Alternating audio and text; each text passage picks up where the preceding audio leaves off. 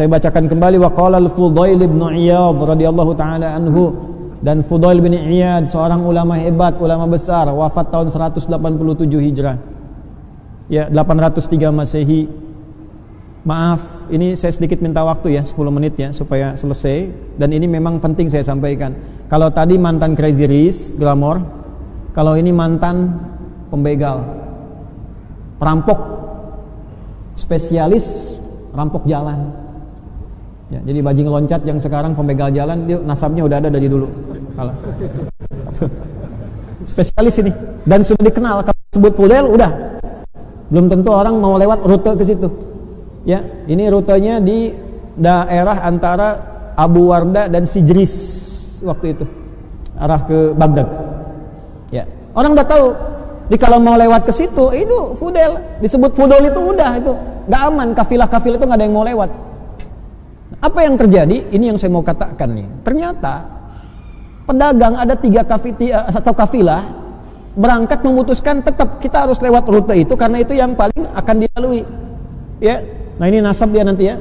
Ini salah satu ijazah bagi sopir-sopir truk yang lewat kadang dipalak preman gitu kan, dan sebagainya. Boleh silakan. Ini kan kalau nonton live begini dan sebagainya.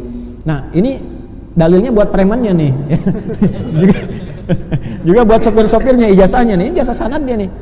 Maka di antara yang kafilah itu, rombongan pebisnis pedagang itu ada 3 orang soleh mengatakan begini, kita tetap lewat, hanya nanti kita minta perlindungan kepada Allah ya.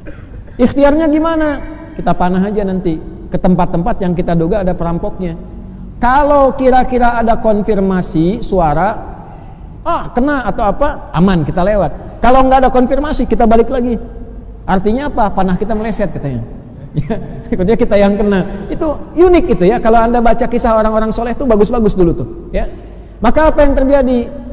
Mereka memutuskan berangkat lewat rute itu antara Sijris dengan Abu Warda.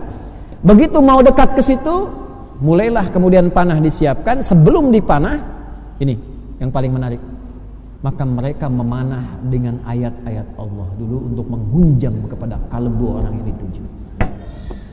Maka yang pertama membacakan Quran surah ke-57 ayat 16 Al-Hadid. Alam ya'ni lilladzina amanu an takhsha'a qulubuhum li dzikrillah wa ma nazala minal. Apa ayatnya? Wala yakunu kalladzina utul kitaba min qablu fatala 'alaihimul amadu faqasat qulubuhum.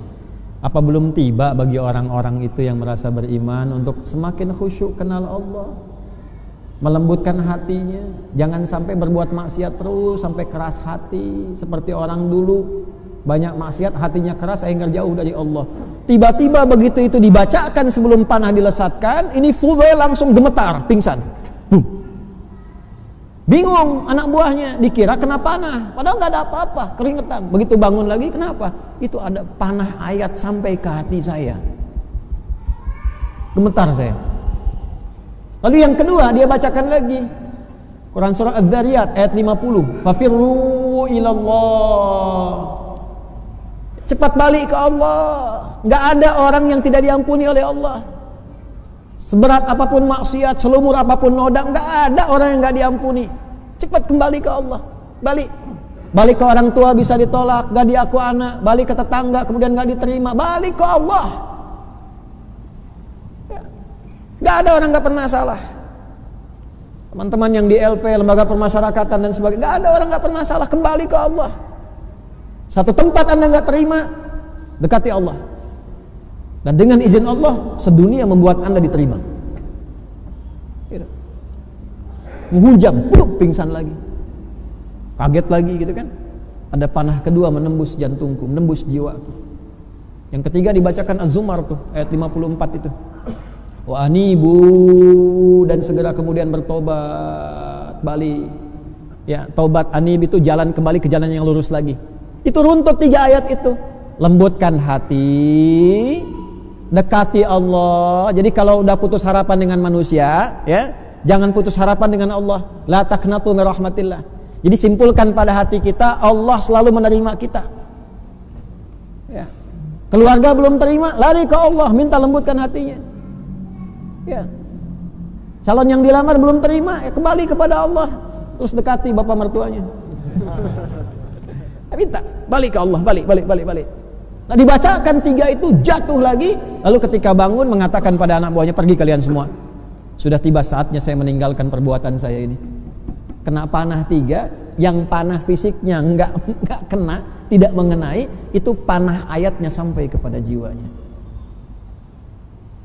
Kalau itu yang 3 pedagang itu enggak bersih hatinya, mustahil ayat sampai pada jiwanya. Bersih hati. Ya. Dulu orang baca Toha, getar hati. Baca Al-Fatihah, penyakit sembuh. Ini Fatihah udah, Yasin sudah, Al-Kahf udah gak sembuh-sembuh. Bukan karena ayatnya, cara bacanya itu gak tepat itu. Kurang bersih hati, kurang bersih. Ya, kumpulin santi suruh bacain Quran, santinya dibayar. Datang santi kemana? Sana, amplop udah gak? Ada, ya udah. Cuma dapat Qurannya, barokahnya enggak. Makanya kalau mau baca Quran, bersihkan dulu hatinya, bersihkan, taubat dulu. Kenapa ada isti'adzah di situ? Supaya hatinya dibersihin dulu. Supaya yang dibacakan itu kalau nggak ke orang lain, ke kita itu ada getaran. Allah itu Pak Ibu maha baik. Ya, Anda itu banyak salah, terus mau ngaji, baru wudu, tenang, buka Quran, keluar ayat sesuai dengan kebutuhan kita. Kok bisa ayatnya sama begitu? Itu kurang baik apa Allah itu? Nah, sehingga Fudail dari peristiwa itu memutuskan pensiun tuh. Ini preman pensiun sudah ada dari dulu. Bayar royalti tuh ke Fudail tuh. Ya. Selesai pensiun, memutuskan untuk mendekati Allah. Datang ke Mekah tadi. Datang ke Madinah. Ibadah aja di situ. Yang paling menarik tiba-tiba apa? Khalifah presiden pada waktu itu Harun ar-Rasyid mimpi, dalam mimpinya diarahkan untuk ke Fudail. Ya, ada kalimat dalam mimpinya. Ya, ada hambaku yang telah mendekat kepadaku namanya Fudail bin Iyad, temukan dia. Dalam mimpinya. Presiden mimpi, dalam mimpinya diarahkan kepada mantan preman. Anda bayangkan. Mantan begal, mantan perampok.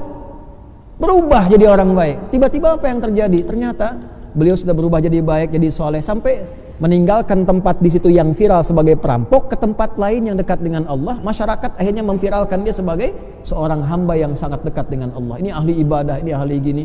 Tapi beliau mengasingkan diri. Kalau sudah viral begitu, pindah ke tempat lain yang gak kenal, dekati Allah. Terus mengatakan pada dirinya, Yalmusi, pendosa, kamu ini disebut orang soleh, padahal kamu ini banyak salah. Kamu ini disebut pintar, padahal kamu banyak bodohnya. Itu viral sekali itu. Kalau ulama-ulama kita yang punya nasab ini nyambung tuh. Ya, kamu dikiranya banyak amalnya, dermawan, padahal kamu itu masih pelit. Ke dalam dirinya begitu terus. Kamu maunya ngajar, ya, kelihatannya ikhlas, padahal kamu itu pengen kelihatan orang, pengen populer, pengen macam-macam dan sebagainya.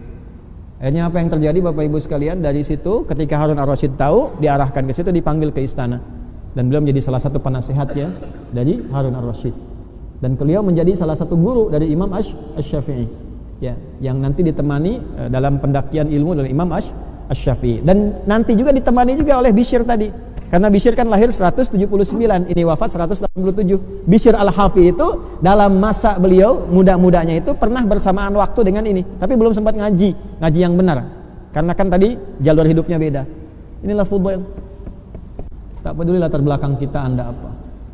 Mungkin Anda kalau tobatnya benar-benar bagus, baik, ya insya Allah besok jadi ulama. Lebih baik daripada kami yang mengajar saat ini. Kalau bukan Anda anaknya, kalau bukan anak Anda cucunya, bismillah, doa.